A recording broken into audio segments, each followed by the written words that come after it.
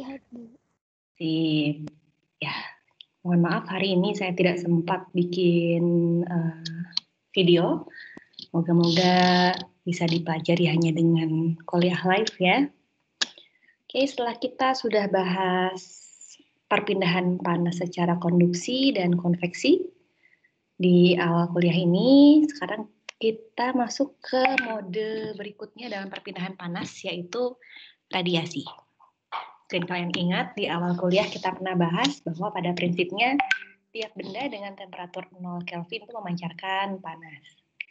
Oke, sebentar. Sorry. Oke. Nah, bagaimana transfer panasnya? Katakanlah semua benda itu, misalnya katakanlah benda ini yang kita tinggal adalah api unggun ini. Dia biasanya temperaturnya cukup tinggi, ratusan derajat Celcius, maka dia akan memancarkan radiasi. Tahapannya bagaimana?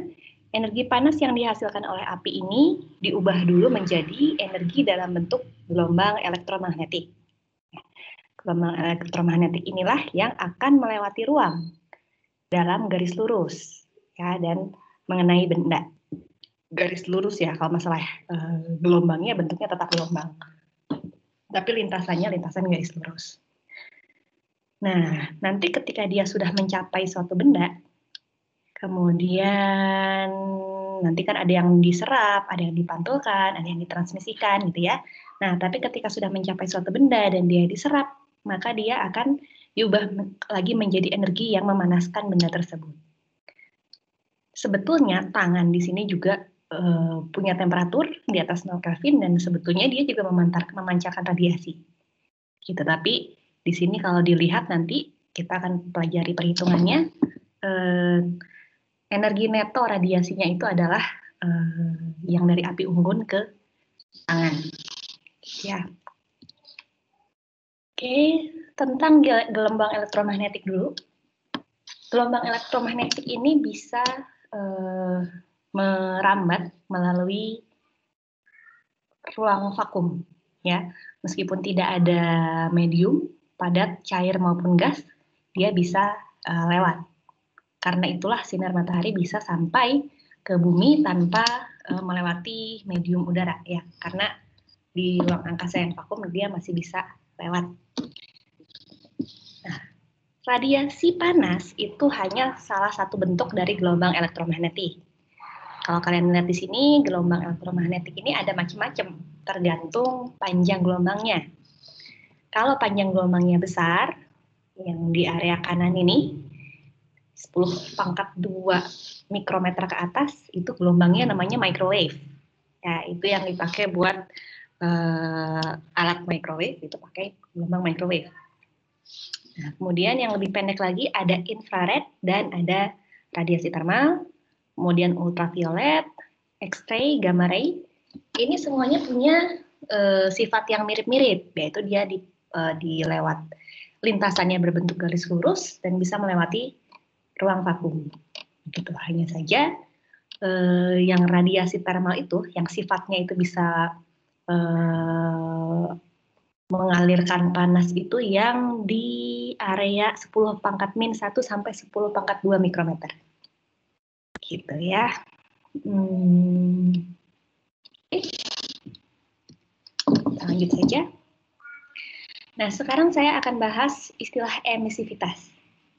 Jika tadi kita sudah tahu bahwa tiap benda itu akan memancarkan radiasi panas, nah, tiap benda juga punya karakteristik dalam memancarkan radiasi panas.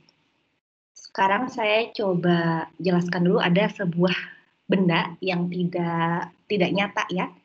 Istilahnya black body atau bahasa Indonesia adalah benda hitam. Dia adalah sebuah benda teoritis yang emisivitasnya itu 1. Jadi emisivitas ini nilainya antara 0 sampai 1. 1 itu paling besar dan itu adalah definisi dari black body. Black body adalah suatu benda yang emisivitasnya 1. Absorptivitasnya juga nanti akan kita pelajari, absorptivitasnya juga 1, dan benda-benda nyata yang ada di dunia ini nilai emisivitasnya lebih kecil dari 1. Pada umumnya benda-benda berwarna itu emisivitasnya ada di 0,9. Ya, 0,9. Ini ada yang 0,92 sampai 0,96. Itu berbagai warna itu di sana. Tapi kalau benda-bendanya lebih banyak memantulkan cahaya ya, kayak polish aluminium, aluminium foil, ya, dia lebih kecil. Makanya kalau kalian membungkus makanan pakai aluminium foil, artinya kalian menahan panas dari dalam makanan tersebut supaya tidak beradiasi keluar, supaya tetap hangat gitu ya, supaya tetap panas di dalamnya. Karena emisivitasnya rendah sekali si aluminium foil ini. Oke, benda hitam ini mungkin memang kebayangnya abstrak ya, tapi pendekatan paling dekat yang bisa dilakukan untuk menggambarkan black body ini adalah bayangkan suatu benda seperti kubus yang ada di sini, kubus biru ini, dia itu punya lubang, gitu ya. Dan ketika ada energi panas masuk ke dalamnya, energi panas ini di dalamnya terus memantul. Sebagian ada yang diabsorb, sebagian ada yang memantul. Dari yang memantul, kena ke sisi lainnya, sebagian ada yang diserap lagi, sebagian sisanya lagi dipantulkan lagi. Begitu terus sampai yang dipantulkannya ini tinggal sedikit. Jadi kalau kita lihat dari luar, seolah-olah black body ini menyerap sempurna energi yang masuk. Begitu ya. Pada kenyataannya pasti kan ada yang keluar-keluar sedikit ya lewat lubang ini. Tapi pendekatannya kira-kira seperti itu. Jadi ada suatu benda yang dia itu menyerap segala energi yang masuk ke dalamnya. Bu, apakah black hole itu termasuk black body? Nah, saya nggak tahu. Saya googling soal itu dan ada yang bilang iya, ada yang bilang bukan. Dan penjelasannya juga sangat dalam ya, saintifiknya, fisika sekali.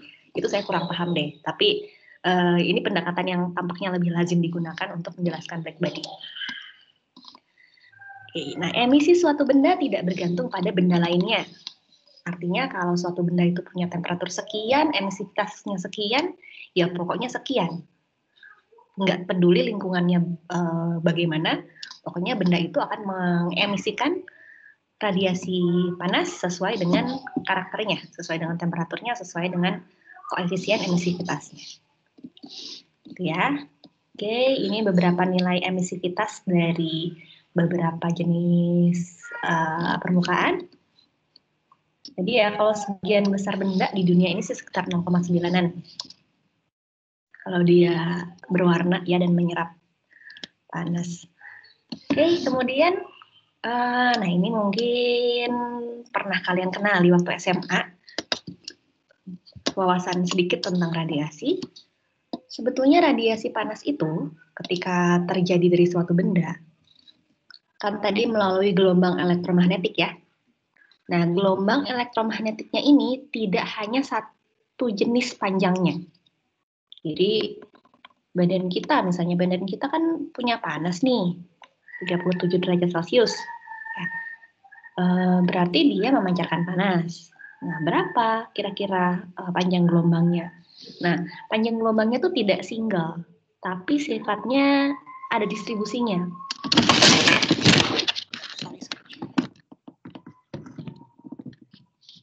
Jadi ada yang panjang gelombangnya ini agak kecil sampai yang panjang gelombangnya agak besar. Dan dari kuantitasnya kira-kira dia itu kayak distribusi normal ya. Bagian yang banyak ya, yang paling dominan itu di suatu panjang gelombang tertentu. Katakanlah misalnya sinar matahari, dia itu meradiasikan panas kan, dia memancarkan panas dan sebetulnya dia memancarkan berbagai gelombang elektromagnetik. Ada yang panjangnya pendek sampai panjang. Ya, makanya ada kadang-kadang dia keluarnya sinar UV di jam tertentu, kadang-kadang sinar tampak, kadang-kadang UVA, UVB itu macam-macam.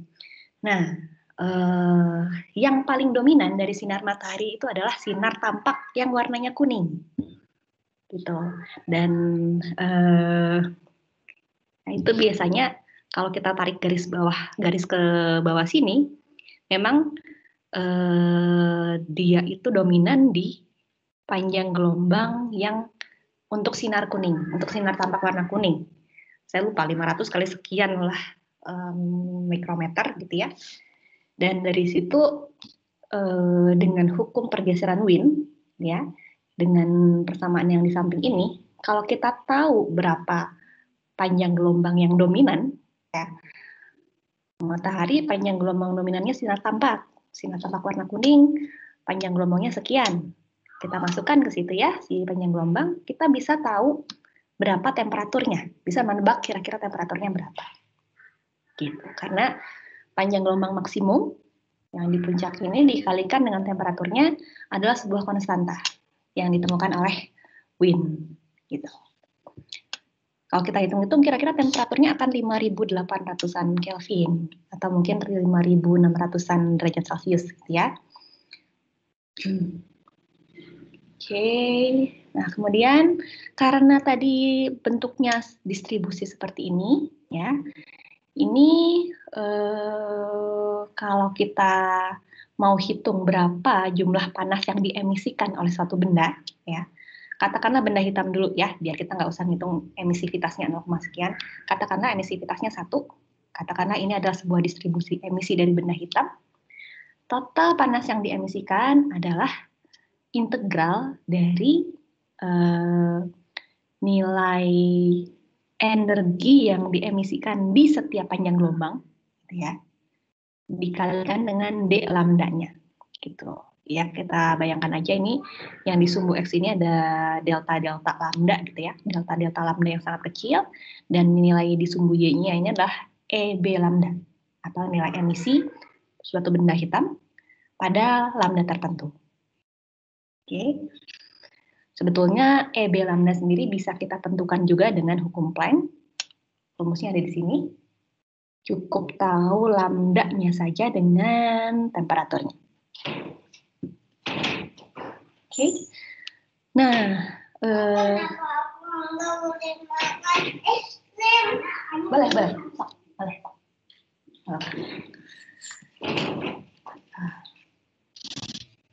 Tetenya. Sorry. Oke, nah sebetulnya benda hitam dan benda pada umumnya gitu ya tadi, radiasinya, emisinya ini bentuknya seperti ini dan pada panjang gelombangnya. Nilai emisivitasnya tergantung pada panjang gelombangnya. Nah, sekarang saya memperkenalkan satu benda fiktif lagi, benda teoritis lagi, yaitu namanya gray body. Atau kalau bahasa Indonesia apa ya, benda abu-abu kali kayaknya paling dekat ya. Dia itu emisivitasnya tidak tergantung pada panjang gelombang. Ya, aslinya semua emisivitas benda akan tergantung pada panjang gelombang, tapi pada gray body kita anggap seolah-olah E-nya ini hanya satu garis saja, bukan profil seperti ini. Asumsi ini akan kepake nanti untuk mempersimpel kasus yang akan kita tinjau. Nah, oke. Nah, kalau di modul-modul sebelumnya kita selalu menghitung berapa panas yang ditransfer melalui mode konduksi dan mode konveksi. Nah, sekarang kalau mode radiasi, bagaimana cara menghitung panas yang ditransmisikan, yang dialirkan? Nah, menurut hukum Stefan Boltzmann, untuk black body, panas yang diemisikan lewat radiasi itu akan setara, akan berbanding lurus dengan T pangkat 4. Gitu. Tapi T pangkat 4-nya ini, saya kasih warning ya, T pangkat 4-nya ini dalam Kelvin. Nanti hasilnya akan beda banget kalau kalian masukinnya dalam Celcius. Ya, persamaannya kita sepakati pakai Kelvin. Nah, konstanta yang menghubungkan jumlah panas yang diradiasikan dengan T pangkat 4-nya ini adalah ini namanya konstanta Boltzmann. Nilainya adalah 5,676 dikali 10 pangkat 8. Gitu. Nah, ini untuk black body ya. Ini untuk black body. Dan panas yang diradiasikan ini, si EB ini, satuannya adalah W per meter kuadrat. Berarti dia adalah fluks panas, ya, atau dengan kata lain Q per A, yang sudah dibagi dengan luas permukaan. Artinya kalau kita pengen tahu panas totalnya, Q-nya, ya Q, ya di sini Q kecil lah panas totalnya ini. Nilai yang tadi dikalikan dengan A, alias luas permukaan si benda tersebut. Dan ingat, ini masih black body, jadi kalau kita mau mengaplikasikannya pada benda yang emisivitasnya tidak sama dengan 1, yaitu pada selain black body, kita harus memasukkan emisivitas epsilon ini. Ya, maka Q sama dengan A epsilon konstanta Boltzmann T pangkat 4. Nah, contoh ya, contoh panas yang diemisikan tubuh manusia. Oke, maaf sebentar ya.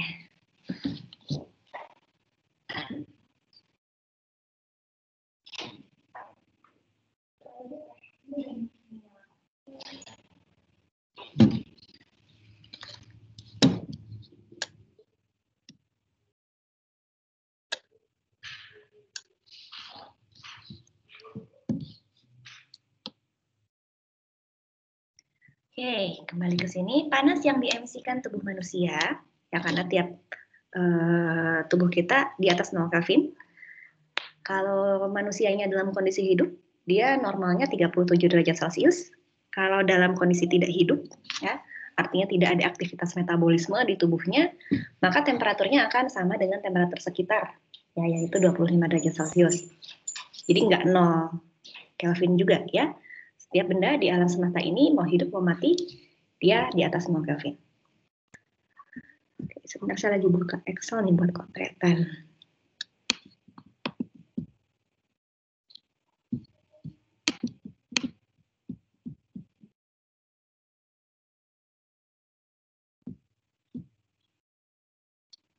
Oke.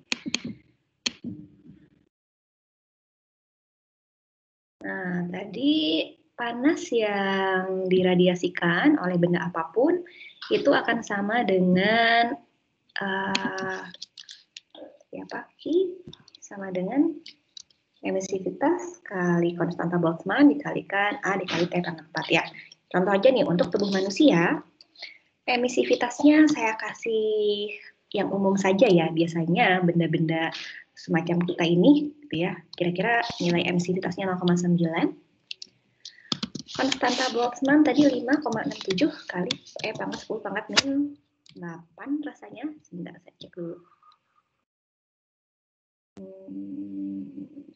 5,67 oke lah. Kemudian A-nya, luas permukaan tubuh manusia itu kasar aja, misalnya 1,5 meter persegi, ya, persegi. Kemudian T-nya, jangan lupa T-nya dalam Kelvin. Katakanlah kita sehat ya, 37, lumayan 37 sehat ya, ditambah 273 Kelvin. Maka nanti Q yang diemisikan oleh tubuh kita adalah E dikalikan konstanta Boltzmann dikalikan A dikalikan T pangkat 4. 707-an. Ini dalam satuan watt. Ya, dalam satuan watt. Artinya sadar atau tidak sadar, kalian ini sedang mengemisikan panas ke lingkungan sebesar 707 watt. Gitu. Kok nggak ngedrop suhu tubuh kita? Kok kita terus-terusan mengeluarkan panas seperti itu, tapi nggak habis panasnya gitu ya? Kenapa? Ya karena selain kita itu mengemisikan radiasi ke lingkungan, tapi kita juga menerima radiasi panas yang diemisikan oleh lingkungan ke kita, gitu ya. Ya kalau siang hari kita menerima juga radiasi matahari, walaupun dia mantul-mantul ke berbagai tempat ya, mantul-mantul ke berbagai bagian ruangan, gitu ya. Tapi kita menerima juga radiasi yang diberikan oleh matahari. Oke, nah makanya kalau kita mau meninjau radiasi gitu ya dalam bentuk netnya saja, kita akan perlu mengurangi total panas yang diemisikan oleh suatu body, suatu badan, dikurangi dengan panas yang dia absorpsi. Ya, kalau dalam kasus tadi kita sedang menghitung panas yang diemisikan oleh tubuh manusia. Tadi dalam bentuk Q sama dengan ini ya, A epsilon konstanta Boltzmann kali T1 pangkat 4. Ya, kalau memang sesuai dengan suhu tubuh si manusianya. Nah, kalau kita melihat dari sudut pandang manusianya, dia ini menerima atau memberikan energi radiasi. Kita tinjau juga berapa banyak yang dia absorpsi dari lingkungan sekitar. Katakanlah lingkungan sekitarnya memiliki temperatur T2, maka Q yang dia terima, Q yang dia absorpsi adalah A dikalikan absorptivitas, dikalikan konstanta Boltzmann, dikalikan T2 pangkat 4. Ya. Jadi kalau panas yang diemisikan tadi dikalikannya dengan emisivitas, kalau panas yang diserap atau panas yang diabsorpsi, itu pengalinya adalah absorptivitas. Begitu. Nah, nanti net energinya adalah Q, net energi yang diterima atau yang diberikan oleh si manusia ini adalah panas yang diemisikan dikurangi panas yang diabsorpsi. Lingkungan sekitar biasanya lebih rendah temperaturnya daripada tubuh kita, di 25 derajat Celcius. Jadi nanti nilai 707 tadi dikurangi dengan panas yang kita absorpsi dari lingkungan, artinya nggak akan 707 lagi. Gitu ya. Jadi netnya energi kita yang keluar setiap detik itu tidak sampai 707 joule. Gitu. Oke. Ya. Maaf Bu, tadi waktu bagian Excel-nya di saya yang Bu Aci ketik tuh nggak keluar, jadi cuma sheet kosong gitu Bu. Oh, cuma sheet kosong ya. Tadi saya cuma ikut ngotret aja sih sebetulnya. Tadi mana kotretannya ya? Mau pakai kotretan. Oh, beda book ya.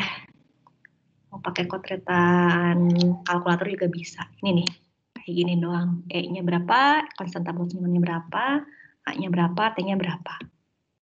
Gitu aja. Oke ya. Oke Bu, terima kasih. Kembali ke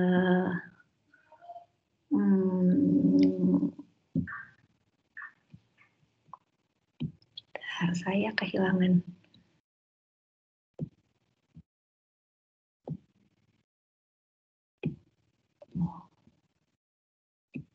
Oke, kembali ke slide.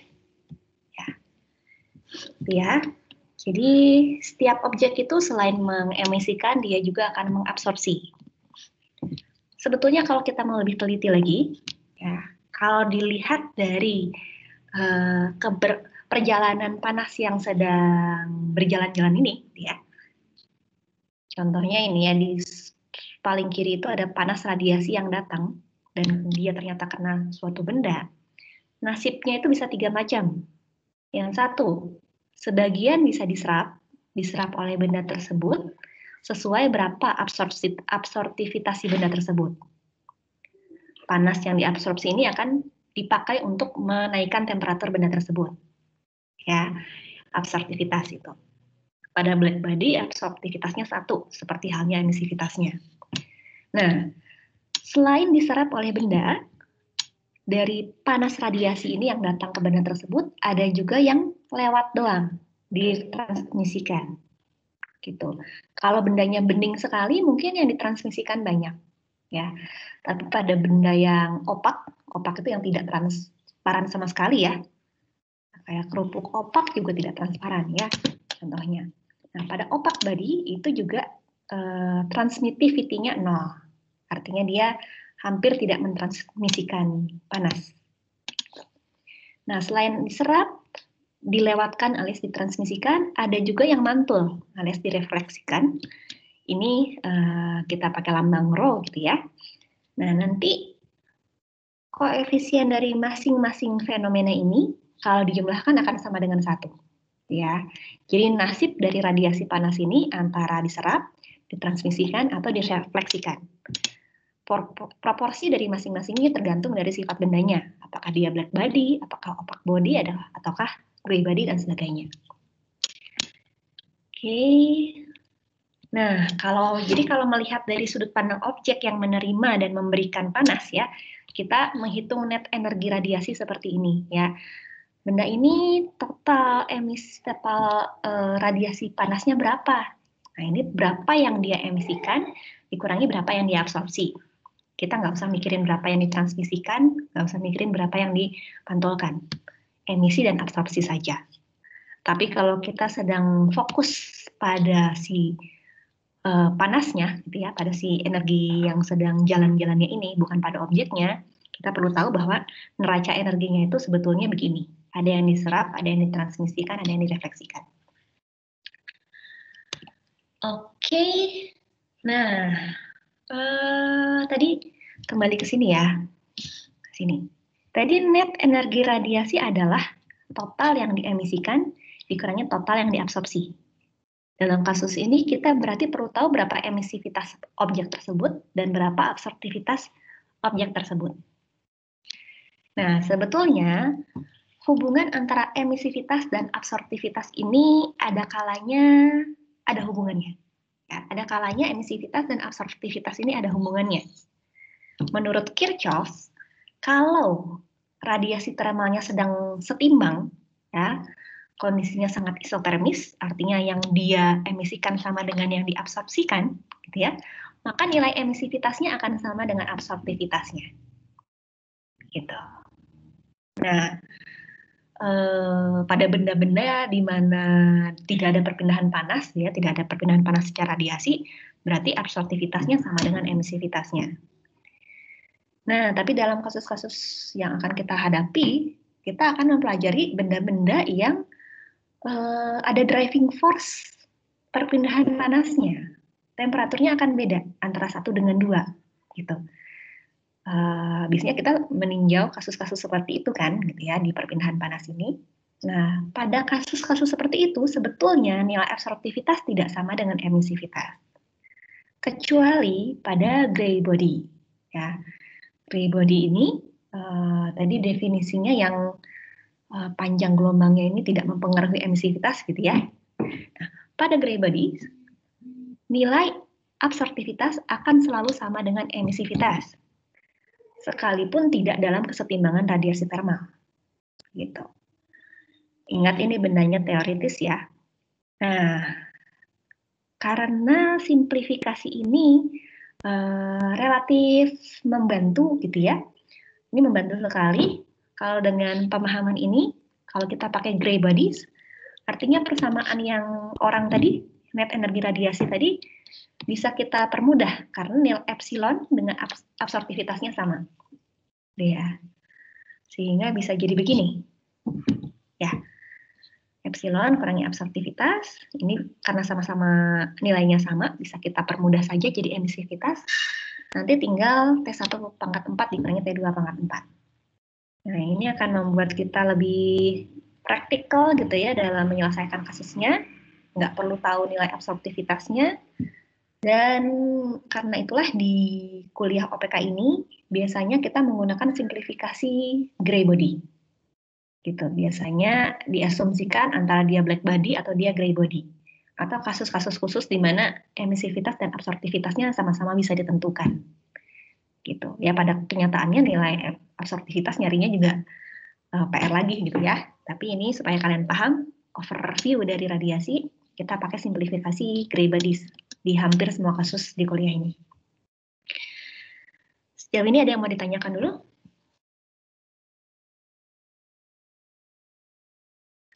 Oke, kalau tidak ada, saya lanjutkan ya. Nah, sekarang kita masuk ke aplikasi-aplikasi. Kalau kalian baca di Genkopis, aplikasinya macam-macam, dari yang simpel sampai yang jelimet. Saya coba ambil sebagian saja yang moga-moga relatif relevan dengan kasus-kasus yang akan kalian hadapi di industri.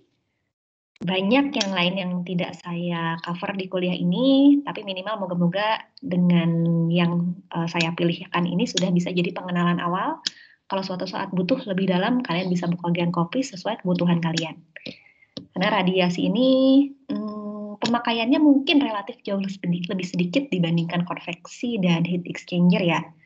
memang ketika kita pakai temperatur 60 derajat, 100 derajat, ada radiasinya juga gitu. Tapi relatif lebih jarang kita perhitungkan dibandingkan kalau kita pakai prosesnya itu gasifikasi biomasa, ya tungkunya 100 derajat Celcius, atau mungkin pirolisis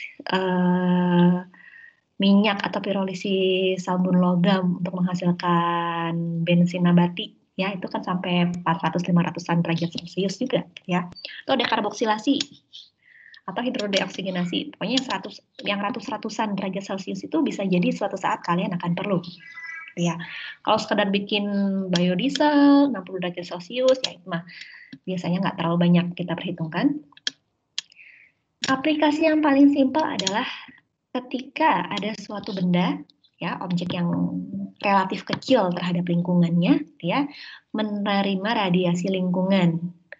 Ini kasus yang simpel karena katakanlah ruangannya ini seolah tertutup gitu ya, jadi nggak ada radiasi yang keluar gitu ya. Radiasi yang diberikan oleh lingkungan itu semuanya masuk ke si benda ini gitu. Dan benda ini pun ketika dia mengemisikan radiasi panas, semuanya diterimanya sama si lingkungan ini, yang lingkaran itu. Oke, saya lupa mencantumkan, nggak ya? Oh, nggak, ini bukan benda hitam ya. Ini objek kecil pada umumnya, tidak harus benda hitam. Mirip dengan kasus orang tadi ya. Berapa besar Ki atau panas yang diradiasikan oleh benda ini, katakanlah si benda ini benda 1 gitu ya, dan lingkungannya ini kita kasih nama benda 2. Nah, total panas yang diradiasikan oleh si benda ini adalah total panas yang dia emisikan dikurangi dengan total panas yang dia absorpsi dari lingkungan. Yang dia emisikan adalah emisivitas dikalikan luas, dikalikan konstanta Boltzmann, dikalikan temperatur si benda ini sendiri. Ya. Temperatur yang energi yang dia absorpsi dari lingkungan adalah absorptivitas dia dikalikan dengan luas permukaan, konstanta Boltzmann, dan temperatur lingkungan sendiri dipangkatkan 4. Dengan simplifikasi, kalau kita asumsikan benda ini adalah gray body, maka epsilonnya sama dengan alfa, ya, emisivitasnya sama dengan absorptivitas, kita bisa sederhanakan persamaannya jadi yang dikotakin ini. Ini bisa langsung dipakai kalau memang kasusnya adalah satu objek yang dilingkupi oleh sebuah lingkungan dan sistemnya tertutup sekali, gitu ya. Kayak misalnya kalian naruh barang di oven, ya bisa dibilang itu mungkin bisa pakai pendekatan ini, ya. Dia dilingkupi oleh dinding-dinding saja, panas yang diemisikan oleh dinding-dinding oven itu masuk ke sampel yang kalian taruh, gitu. Dan sampel yang kalian taruh emisi panasnya itu semuanya diterimanya oleh dinding-dindingnya. Oke, aplikasi berikutnya adalah kombinasi radiasi dan konveksi. Nah, nanti akan ada kasus-kasus ya, contoh-contoh soal di mana kalian ada mode konveksinya, ya, ada perpindahan panas secara konveksinya dan ada radiasinya sekaligus. Misalnya suatu pipa yang dialirkan fluida panasnya 300 derajat Celcius, mungkin di udara di sekitar pipa tersebut mengalami konveksi alami, ya. Di satu sisi lingkungan sekitarnya juga mengalami radiasi dari aliran bertemperatur 300 derajat Celcius ini, gitu.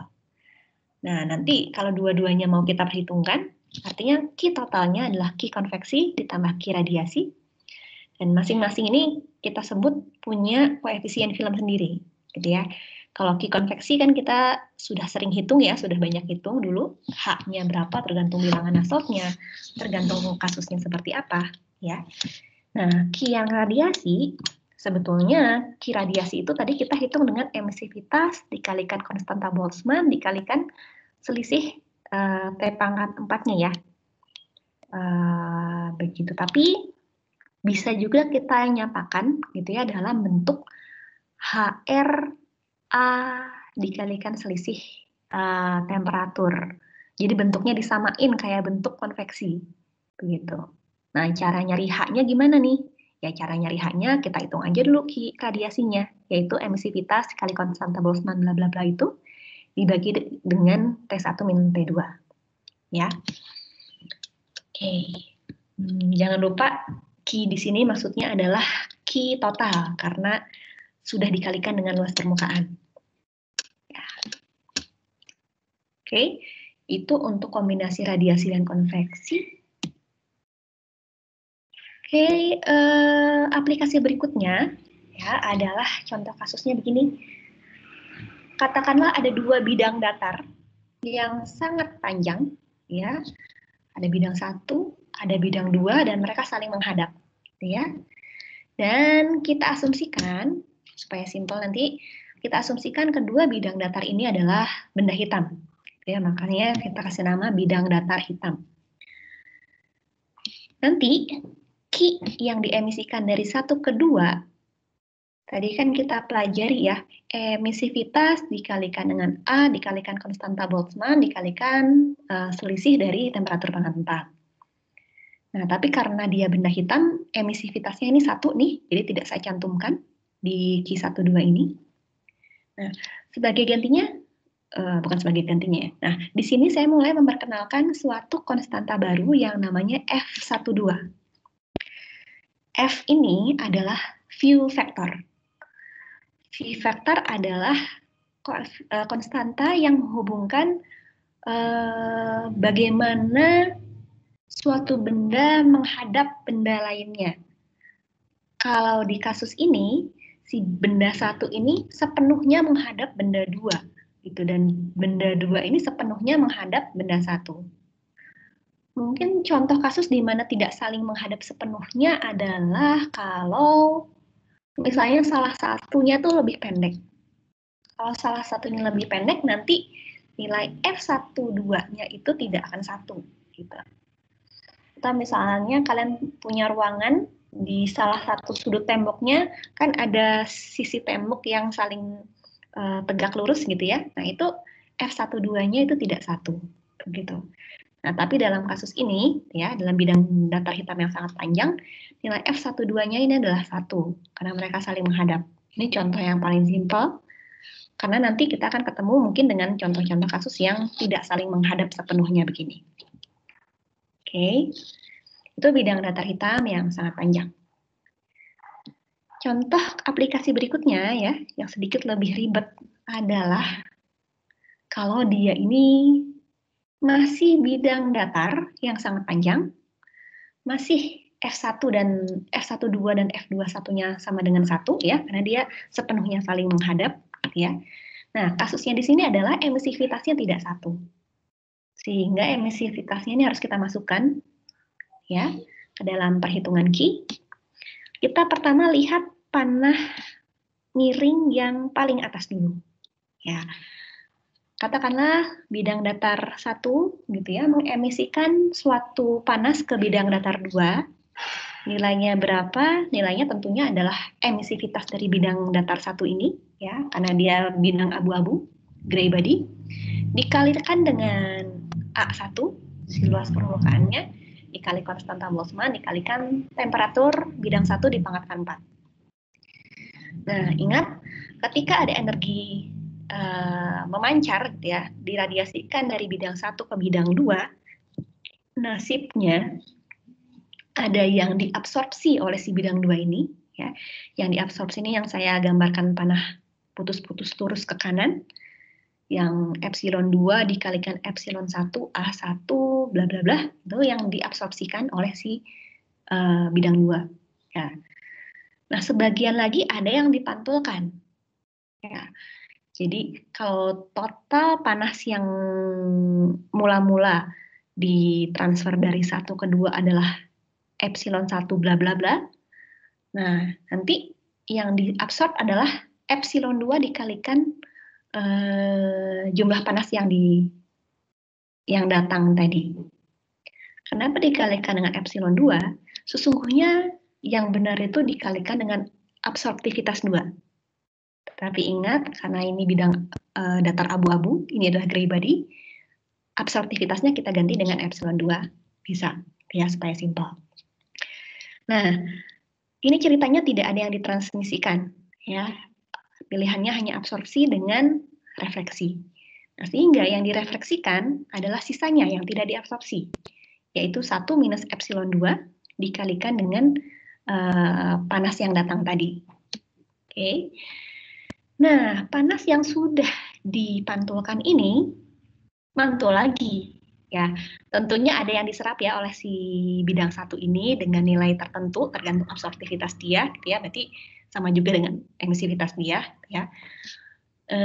Berarti emisivitas 1 dikalikan dengan nilai yang datang ini tadi ya. Nah, tapi kita lihat sekarang yang balik lagi mantul ke bidang 2. Yang balik lagi mantul ke bidang 2 adalah 1 minus epsilon 1 dikalikan 1 minus epsilon 2 dan seterusnya. Ya. Ini logikanya kira-kira kebayang ya. Jadi mereka tuh intinya ketika ada sinar datang, ada yang diserap dan ada yang dipantulkan. Dari yang dipantulkan ini nanti akan ada yang diserap lagi. Meskipun makin lama makin kecil nilainya, gitu ya. Ini kalau dilanjutin pasti akan tambah panjang. Ya, tapi ini saya batasi sampai ke garis putih putus-putus ini saja. Ini baru meninjau emisivitas sinar yang awalnya datang dari 1 ke 2. Ya, panas yang awalnya diradiasikan dari 1 ke 2, tapi dia mantul-mantul dan ada yang diabsorpsikan. Ingat, bidang 2 juga di awal itu mengemisikan suatu panas juga ke bidang 1. Ya, sama kayak yang paling atas ini. Nilainya ya epsilon 2 dikalikan A2 kali konstanta kali T2 pangkat 4. Kalau dilanjutin dia bakal mantul-mantul lagi gitu ya. Nah, nanti kalau kita ingin tahu berapa banyak sih Q1 ke 2 gitu ya, artinya kita menjumlahkan panas-panas ini gitu ya. Panas-panas ini kalau kita jumlahkan nanti akan menjadi deret. Deretnya yang ada di sini ya, yang plus titik-titik-titik ini. Deret ini nantinya bisa disederhanakan menjadi bentuk seperti ini, ya, yang di bawahnya. Ini adalah Q yang diemisikan dari 1 ke 2. Gitu. Nah, sebaliknya, kalau Q1 ke 2 ini sudah dirumuskan, jadinya A1 konstanta T1 pangkat 4 dikali 1 per epsilon, nah gitu ya. Nah, maka Q2 ke 1-nya juga bisa kita simpulkan akan sama bentuknya seperti itu. Nah, nanti yang kita hitung biasanya adalah net radiasinya ya. Berarti Q yang diemisikan dari 1 ke 2 dikurangi dengan Q yang diabsorpsi gitu ya. Nah, itu berarti yang atas kurangi yang bawah, sehingga kita dapat persamaan yang di kotak ini. Oke. Kalian kalau ketemu kasus semacam ini, nggak masalah, misalnya di soal, langsung pakai persamaan yang di kotak, itu boleh. Ya. Cuma kalau kalian bertanya-tanya, ini awalnya dari mana, fenomenanya seperti itu ya, dari panas yang terus memantul dan terus diabsorpsi. Gitu. Ya, pada kenyataannya ini yang mungkin lebih real dibandingkan benda hitam tadi ya. Benda hitam tadi seolah simpel. Ini yang mendekati kondisi nyata di dunia. Terus saling memantul, saling mengemisikan panas. Oke. Oke. Selanjutnya, tadi ada ya kasus-kasus yang sudah sederhana ya. Black bodies, kemudian gray bodies tadi saling menghadap secara full. Nah, sekarang bagaimana kalau dia benda hitam nih? Kita simplifikasi lagi ke benda hitam, bukan gray bodies. Tapi dia ini tidak sepenuhnya saling menghadap. Contohnya pada gambar ini ya, A1 dan A2 ini tidak betul-betul saling berhadapan. Tapi ada panas yang lintasannya itu, kalau dari A1 ke A2 tuh ada yang kena. Cuma mungkin tidak pasti total panas yang diterima si dua ini akan lebih kecil dalam posisi ini dibandingkan kalau mereka sepenuhnya saling menghadap gitu kan ya logikanya.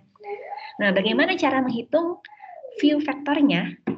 Kalau di contoh kasus tadi kan F12-nya ini 1 ya.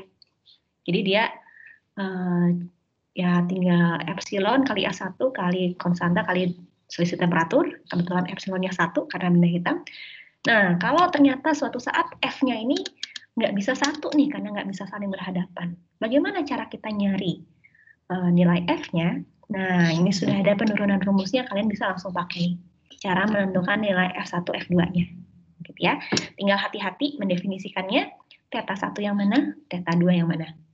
Gitu ya, biasanya lebih mudah kalau kita tentukan dulu dia normalnya kemana, supaya mendefinisikan tetanya itu mudah. Nanti persamaan yang berlaku adalah A1 F12 sama dengan A2 F21. Ya, dengan ini kita bisa menentukan F21-nya berapa kalau sudah tahu F12-nya. Nanti tergantung yang kita tanyakan itu Ki yang mana.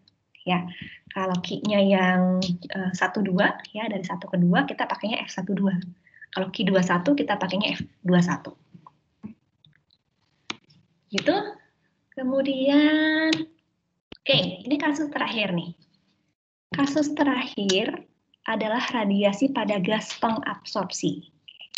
Di sini tidak ada simplifikasi benda hitam, tidak ada simplifikasi benda abu-abu, tapi ada sebuah kenyataan empiris gitu ya, bahwa ada gas-gas tertentu, biasanya yang punya momen dipol cukup tinggi gitu ya, yang punya kemampuan untuk mengabsorpsi.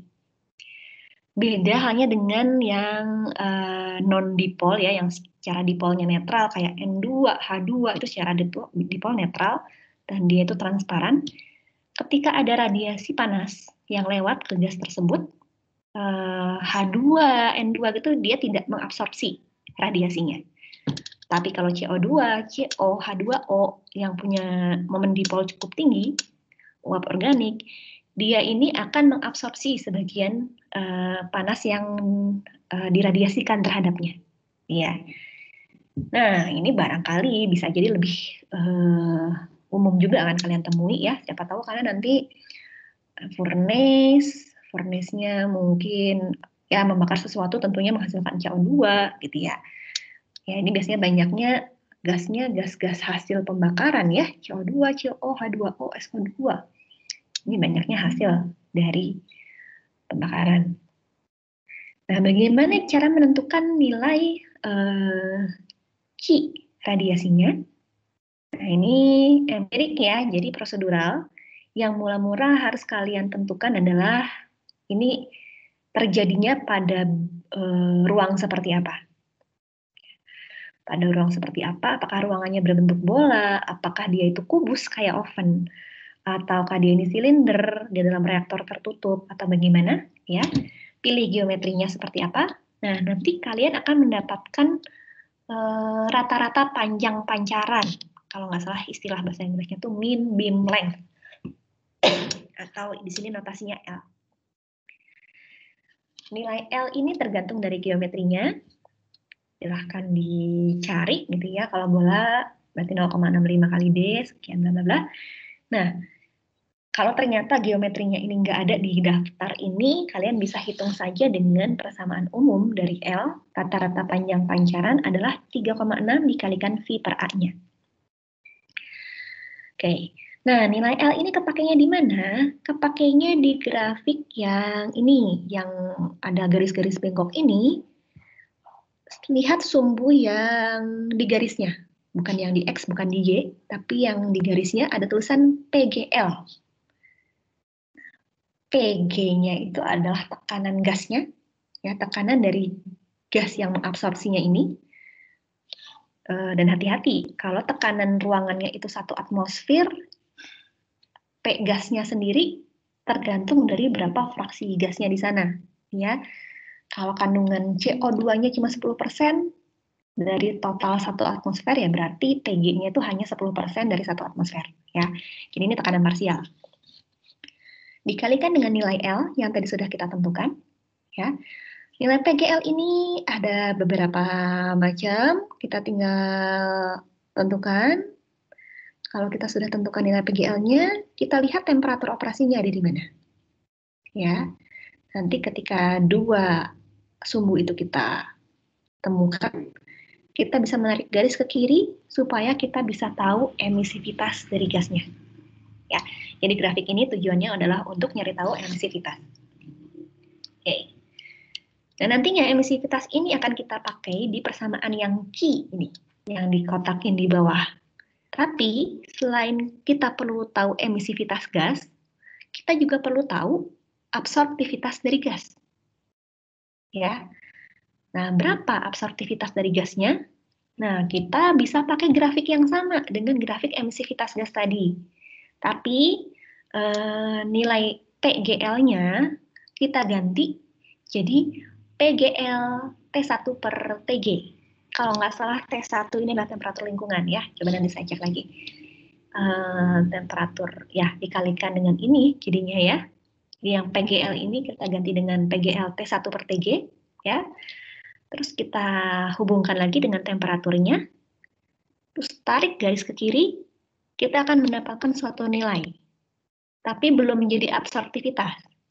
Nilai yang kita tarik di sumbu Y ini, yang kita dapatkan dari sumbu Y ini, dikalikan dulu dengan faktor koreksi TG per T1 dipangkatkan 0,65. Barulah kita mendapatkan absorptivitas dari gas. Gitu. Nah, kita sudah dapat emisivitas gas dan absorptivitas dari gas, maka kita bisa menghitung panas radiasi dari gas tersebut. Itu ya, yang terakhir ini empiris. Ini real, jadi bukan black body, bukan gray body, jadi harusnya lebih akurat nilainya. Oke, untuk radiasi itu saja. Tentunya kalau kalian mau lebih penasaran dengan berbagai bentuk yang lebih variatif ya, di Giacoppis itu banyak, terutama main-main dengan V vector. Ya, kalau Bu, nanti kan di industri mungkin saya akan bikin furnace-nya itu nggak tertutup, dia akan kontak dengan sampelnya itu sudutnya sekian, ya oke. Bisa dipelajari ya dengan tadi kita punya rumus umum ya untuk menentukan V vector, tapi kalau mau lebih advance lagi bisa baca-baca. Di kuliah ini radiasi tidak saya bahas sedalam konveksi, ya kira-kira pengenalannya aja. Moga-moga cukup setidaknya untuk membekali kalian kalau perlu nanti pas saat kerja. Sekarang kita tinggal bagi-bagi tugas mingguan saja. Tugas mingguannya ada 4 nih. Kalau saya nggak salah hitung, harusnya yang belum dapat tugas mingguan sekitar 8 orang lagi. Volunteer aja deh. Ngaku aja siapa yang belum dapat. Saya nyari datanya agak repot. Ada yang mau volunteer? Saya, Bu. Saya, Bu. Tulis aja deh, di chat. Siapa aja yang belum dapat? Nazil, Bu. Nazil. Putri, Bu. Nazil, Putri. Raffi, Bu. Raffi. Kali. Oke, 4 orang pertama ya. Nazil nomor 8A. Terus tadi siapa? Putri 8B. Raffi 8C. Satu lagi Alif 8D. Ya, sisanya mungkin sekitar 4 orang lagi, artinya nanti dapat di heat exchanger kira-kira 2 minggu lagi. Oke, silakan dikerjakan, saya tunggu. Jangan lupa share-nya sekarang ke WhatsApp ya, sama sekalian disimpan di Microsoft Teams juga ya, supaya lebih rapih di sana, lebih enak lihatnya kalau sudah diurutkan sesuai nama. Oke, itu saja. Sebetulnya minggu depan kita ujian dulu ya, ujian modul terakhir.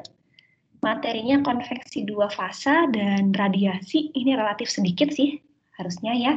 Heat exchanger tidak saya masukkan, saya mau fokusnya heat exchanger di tugas besar saja. Kayaknya lebih efisien kalau kondisi pandemi begini.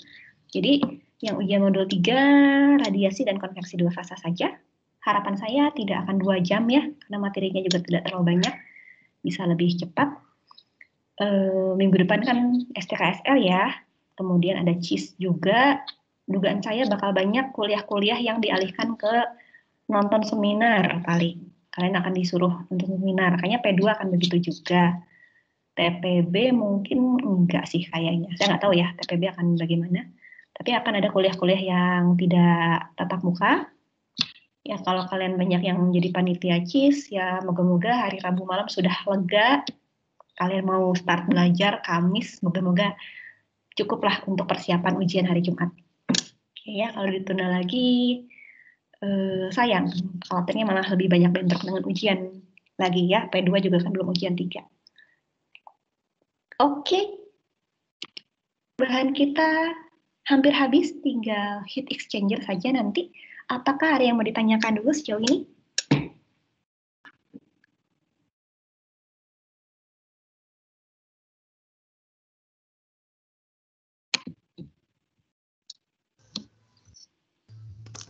Bu, mau nanya dikit. Iya, silakan. Siap ini? Raffi, Bu. Silakan, Raffi. Tadi itu yang benda hitam ya, maksudnya tuh yang black body itu dia tuh maksudnya memancarkan energi atau menyerap ya, Bu? Oke. Black body ini menyerapnya sempurna, memancarkannya juga sempurna. Gitu. Jadi emisivitasnya 1, absorptivitasnya juga 1, Raffi. Gitu. Oh, jadi ini ya, Bu, dua-duanya ya berarti? Betul. Gitu. Berarti gara-gara itu juga kita pakai baju hitam panas ya, Bu ya? Iya. Sebetulnya kalau kita pakai baju hitam belum sampai black body yang sebenarnya ya. Kita sehitam apapun kulitnya gitu ya, kemudian pakai baju hitam itu belum sampai emisivitas dan absorptivitasnya 1. Tapi memang absorptivitas suatu benda itu akan meningkat kalau dia cenderung lebih gelap dan lebih doff. Lebih apa sih istilahnya doff ya? Kalau orang bilangnya metalik sama yang doff itu lebih nyerap yang mana? Yang lebih yang doff gitu. Jadi kalau kita pakai baju putih akan lebih banyak yang terefleksikan gitu ya. Terus kalau kita pakai aluminium foil gitu mungkin ya nanti banyak juga yang mantul gitu. Jadi temperatur kita lebih relatif terjaga. Gitu Raffi kira-kira. Oke. Baik, Bu. Terima kasih, Bu. Oke, ada lagi yang mau ditanyakan? Bu, saya ingin menanyakan apakah untuk OPK ada UAS di akhir semester atau bagaimana ya, Bu? Oke. Defaultnya harapan saya tidak ada. Bukan tidak ada ya. UAS akan saya sediakan dalam bentuk lisan khusus untuk yang nilainya kurang dari total rekap yang saya peroleh ya dari UM 1, 2, 3 plus tugas besar. Harapannya tanggal 11 Desember itu saya sudah bisa kasih info berapa banyak yang perlu UAS. Ya, jadi UAS itu sifatnya hanya perbaikan bagi yang belum lulus dari keempat faktor penilaian saya. Ya, jadi nanti ketika ada UAS, paling saya hubungi secara pribadi. Kemudian nanti akan bentuknya pembicaraan, waktunya bisa jadi tidak terbatas sampai orang ini bisa saya anggap memenuhi standar lulus. Gitu. Clear, Putri? Baik, Bu. Terima kasih, Bu. Saya juga mau menanyakan kalau untuk UAS P2 bagaimana ya, Bu? P2 ya.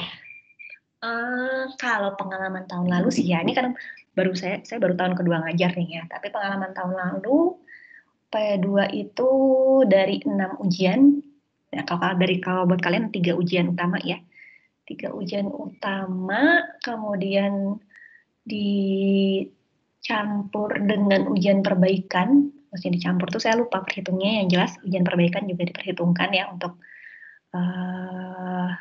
nilai akhir. Nanti dari hasil rekapitulasi kami, siapa yang masih butuh UAS, UAS ini dulu sih sifatnya perbaikan saja kalau tahun lalu. Ya, perbaikannya pun sesuai dengan ujian mana yang dia itu butuh perbaikan. Misalnya ada yang sudah ujian 1, kemudian ujian perbaikannya nilainya masih jelek. Mungkin nanti UAS-nya itu tetap ngerjain soalnya lengkap ya, baik untuk energi, massa maupun momentum, tapi nanti bisa jadi akan perhitungkan itu UAS itu untuk memperhitungkan yang tidak lulusnya. Tapi itu kebijakannya seringkali kayaknya lokal. Jadi entahlah apakah tahun ini sama gitu atau tidak, karena tahun ini kalian juga kondisinya sangat berbeda, begitulah. Nanti biasanya sih akan kami umumkan lagi. Tapi setahu saya UAS itu sifatnya perbaikan. Gitu. Baik Bu, terima kasih Bu. Oke, moga-moga nggak banyak ya. UM2 oke kok, mantap. Ada yang cepet 1 nilainya. Nantilah. Kalau sudah boleh diumumkan, akan kami umumkan. Ada lagi? Paci, aku izin bertanya dong, Bu. Ya, Ibu mau tanya, untuk sistem ujian minggu depan tuh kayak apa ya? Apakah take home lagi atau kayak kemarin pakai Canvas? rencana saya sementara pakai Canvas karena saya lagi pengen banyak konsep kalau radiasi ini dibandingkan hitung-hitungan detail. Jadi moga-moga kalau saya sudah mantep gitu ya, ini kalau persiapannya cukup, saya akan upayakan pakai Canvas. Dan moga-moga sudah tahu celah-celahnya di mana sehingga tidak chaos lagi seperti ujian 1. Ya, rencananya sementara pakai Canvas. Gitu, kalaupun tidak, ya paling sistemnya kayak ujian 2 sih. Gitu, tapi ya waktunya lebih singkat gitu. Oke, Bu. Kalau misal pakai Canvas, apakah tetap ada sesi buat uji coba lagi atau enggak ya, Bu? Mungkin akan kita coba lagi, uji coba lagi, tapi ya tidak wajib lah bagi yang kira-kira mau trial saja, yang mau memfamiliarisasi lagi aja. Oke, Bu. Terima kasih. Oke, sama-sama, Valin. Ada lagi? Oke, tidak ada ya. Ini saya tarik agak lebih awal, takut keburu adzan asar, soalnya rumah saya ini sangat dekat dengan masjid dan speakernya kurang tinggi, jadi agak dominan sekali adzannya. Jadi kalau tidak ada yang ditanyakan, saya tutup saja sampai di sini. Kalau ada pertanyaan lagi, nyusul, silahkan japri atau tanya di grup. Itu oke. Oke, sekian. Tetap sehat semuanya dan tetap semangat. Selamat sore. Sore Bu Aci. Terima kasih Sore, Bu. Ibu. Sore Bu, makasih Bu. Terima kasih, Bu. Makasih Bu.